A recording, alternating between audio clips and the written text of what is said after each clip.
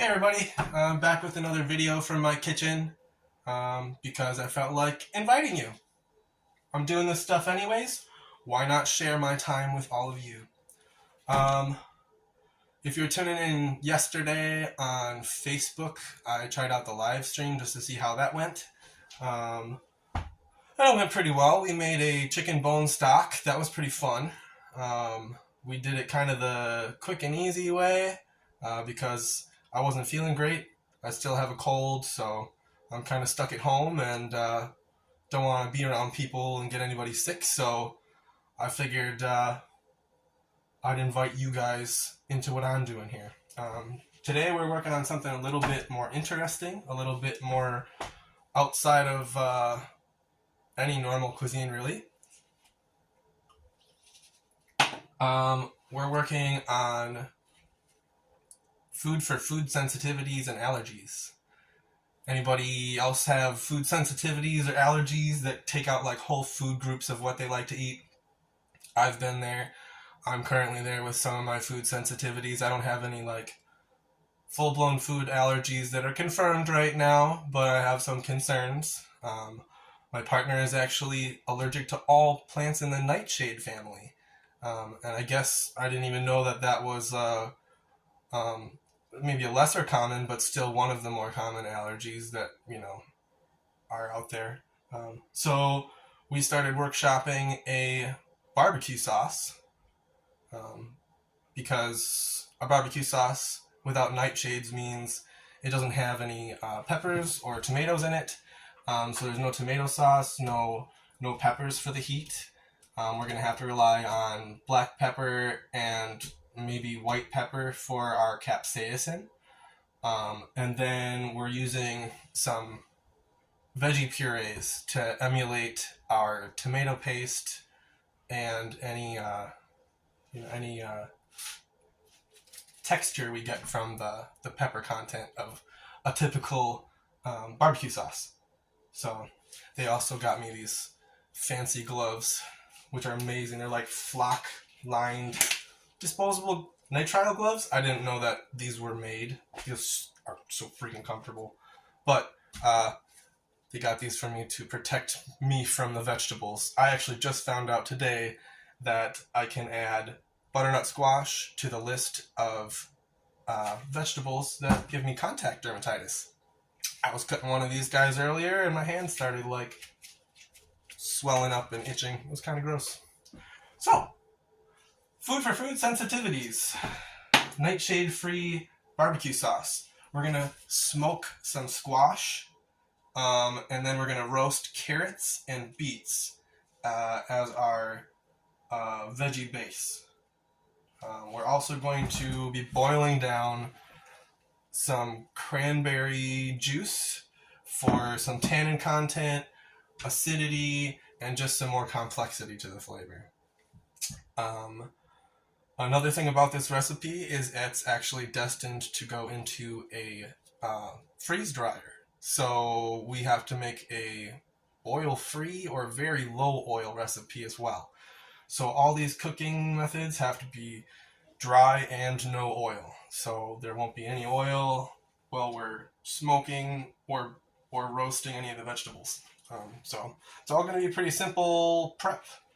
But then the product should be a little more complicated, trying to get to the tasting part and dialing in all the flavors. That'll be the more hard part.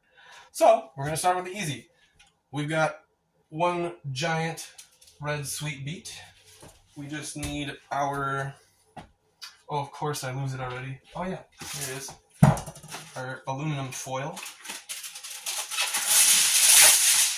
It's washed, but it's not peeled.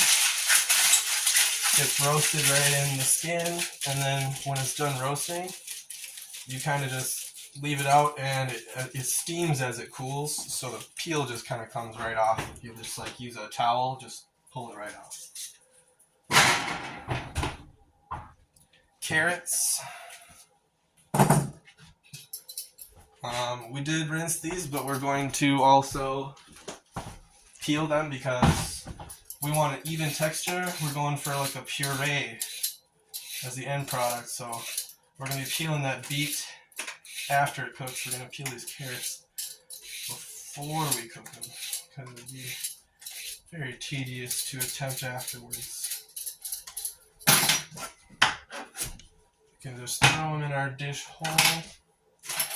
Don't you love I'm making you watch me peel carrots? Like it's the most exciting thing ever. I mean, to me, it kind of is exciting. I love doing this.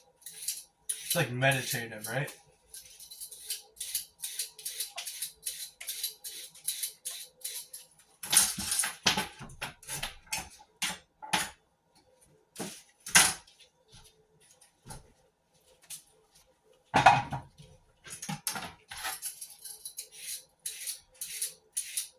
Carrots are another vegetable that I am sensitive to when they're raw.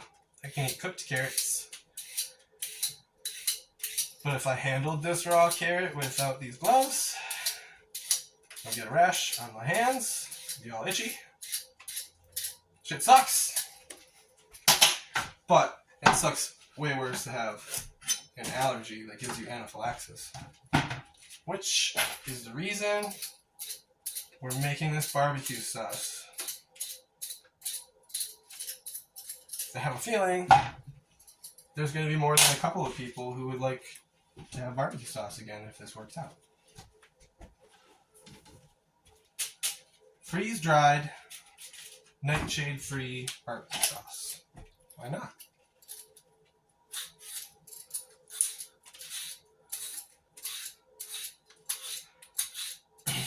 I want to get as much of this butternut squash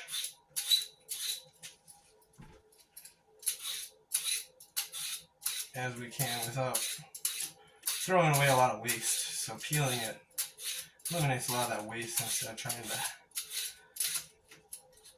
cook it in the skin or cut it off.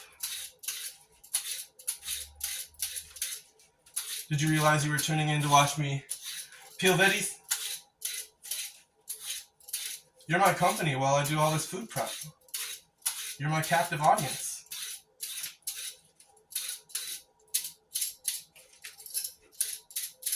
And I appreciate you.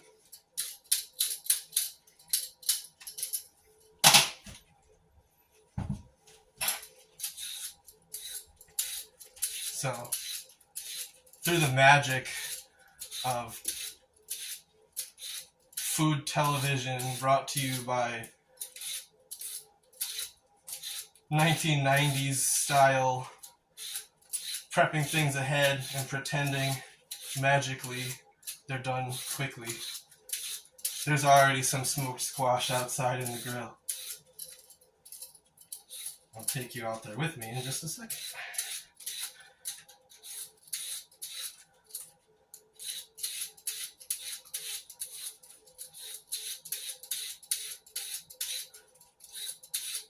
I wonder if this is satisfying or anxiety inducing for you, watching me with this sharp peeler. Could be a little both, right?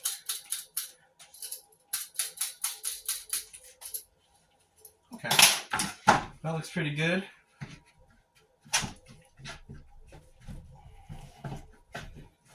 So I don't want small pieces that are going to dry out too fast, and I don't want big pieces that are going to have too low a surface area. I want a lot of surface area, but also have these pieces kind of keep their mass so they don't just cook and dry out real fast. So I'm going to cut them on a bias, but big pieces, which should give me more surface area than just cutting them other ways. That's the thought, at least. I'm not a real scientist.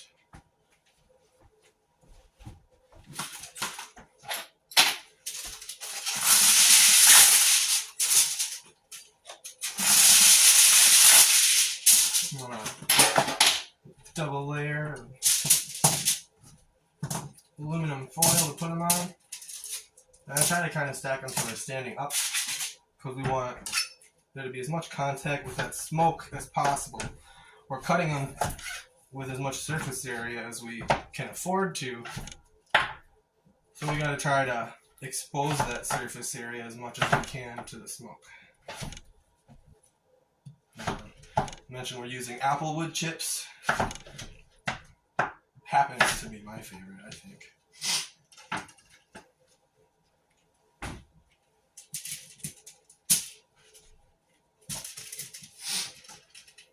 All right.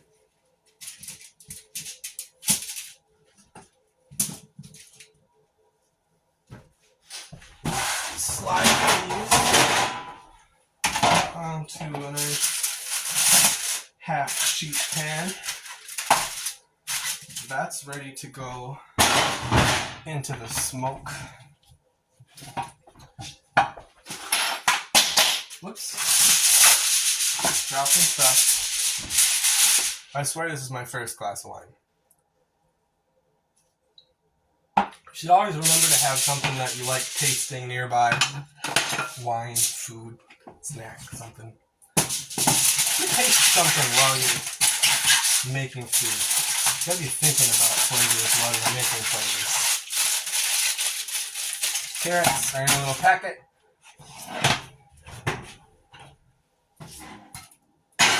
They're in there with the beet at 350 degrees. The beet's going to be in there for probably about 50 minutes, I think. I don't want it cooked really soft because that heat carries over, and while it's cooling, it cooks a little bit more. And it's going to be a puree anyways, and it's going to get cooked after it's pureed. So I don't want to cook the heck out of it now because then we'll lose a lot of flavor. I want to keep that flavor. The carrots are probably going to come out at maybe 25, 30 minutes. We're going for the same thing. They're in there with no oil, no nothing.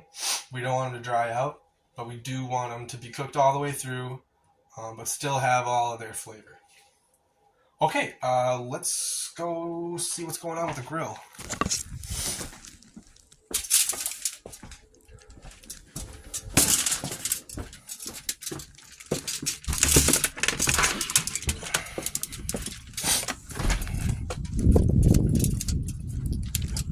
It's a little breezy, so hopefully that doesn't affect our microphone here.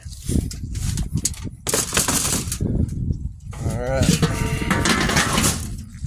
Check that out. We've already got some here. They are not hot. They are very, very smoked. I like that. Alright. Don't mind this parsnip here. He's just gonna chill. That's for me. That's unrelated. You saw that in the other video. I love parsnips. That one's for me. Okay. Just one-handed.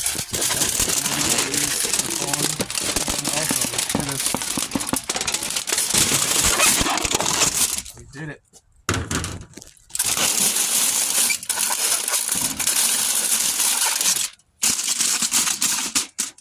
Okay. That's looking good. We do need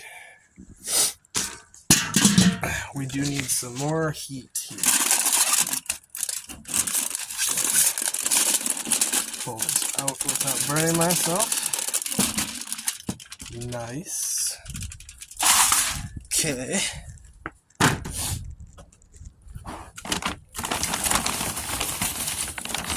Some lumped charcoal we got here.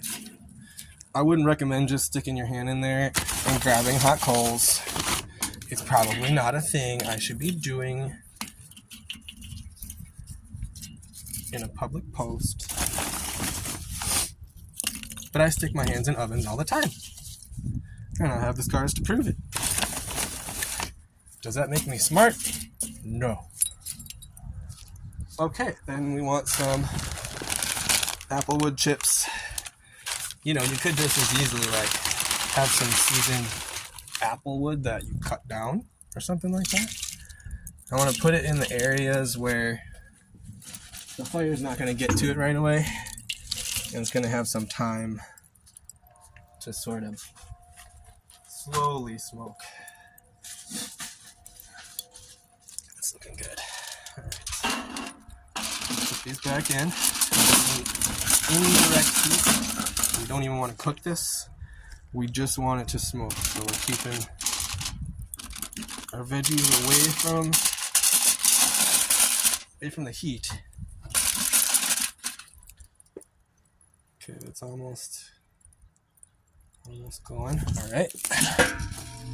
Put our lid on. The bottom is almost completely sealed. The top is completely sealed. I'm going to move that just a little bit. Only want a tiny bit of airflow. Okay, back inside. My favorite tool. Okay, so we've smoked our squash. We've roasted the other vegetables off. All of those are done. The beet's been cooling for a while and steaming inside the foil still, so we can peel the skin off. We're ready to process things a little bit more. During that time also, I took our 100% cranberry juice and kind of reconcentrated it. I turned it up to like a medium low and just barely boiled it so that it reduced, but without getting any like cooked flavors in it. So that's quite reduced.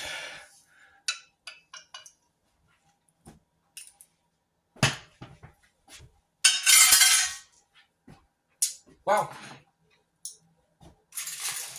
It's a lot of cranberries in one spoonful. So the fact that there's not much water in there is going to help us a lot in flavoring our sauce without adding too much water, which we want to freeze dry out later. So we're going to put all our squash, which is now smoked but not fully cooked, into our handy third pan.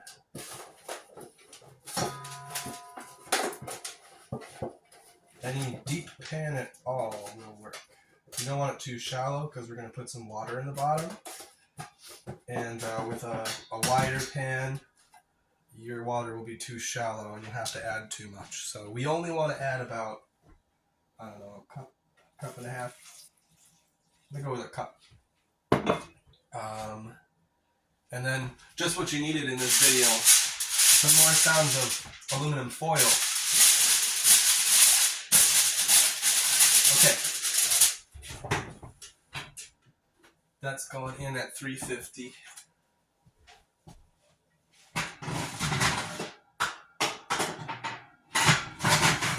I did turn the beet up to 375 by itself for a little while, just to get that skin extra cooked, so maybe it's a little easier to pull off, which is what we are about to do. Okay, my favorite way to deal with beets, just roast them whole.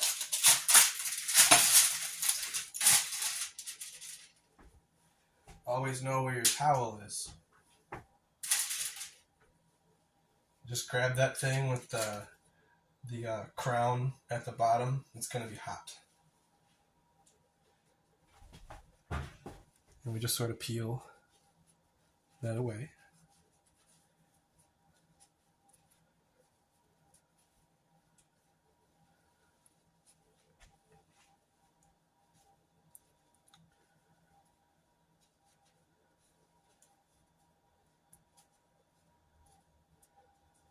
That's how my mom told me to do it for making my grandma's sweet pickled beets recipe,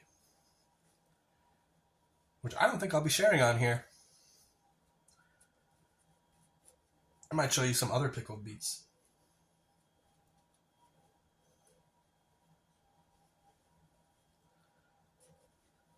Okay, it's pretty clean. Very hot. Very hot. Muy caliente. Ow. Okay.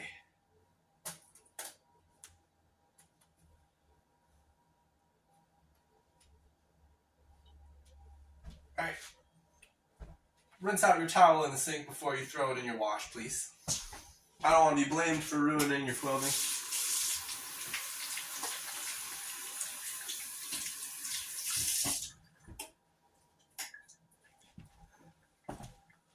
Okay. Beautiful. Then we have our nice carrots that have no color on them from cooking, but they are indeed nice and cooked. Exactly what we want to keep the aroma, but still make them soft enough for us to process into a sauce. Those go in a bowl. So does our beet.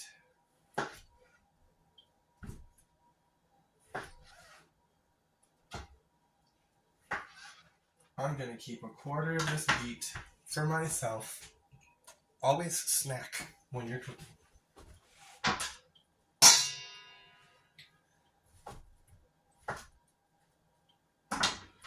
Okay. Ooh, that's hot in the middle.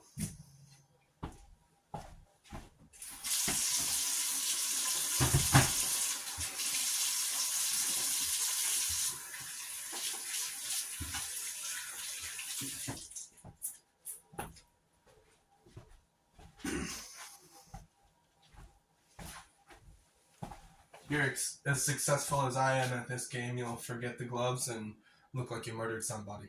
But that's okay. It'll come off eventually. Pay no attention to the parsnip, he's mine. Okay. We get to see another fun thing.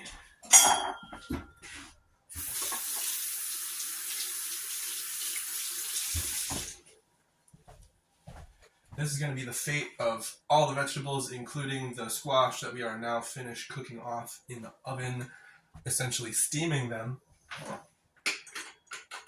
which softens up some of those dry corners from being smoked.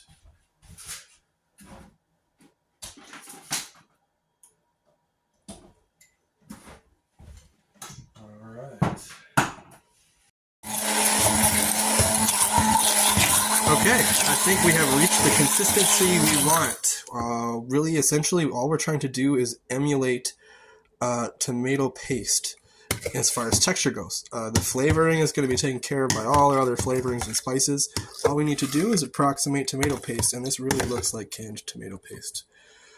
So that's fantastic. We have our base ingredient for the sauce, and now it's just up to us to make sure that we get the flavors right. We're going to use some apple cider vinegar.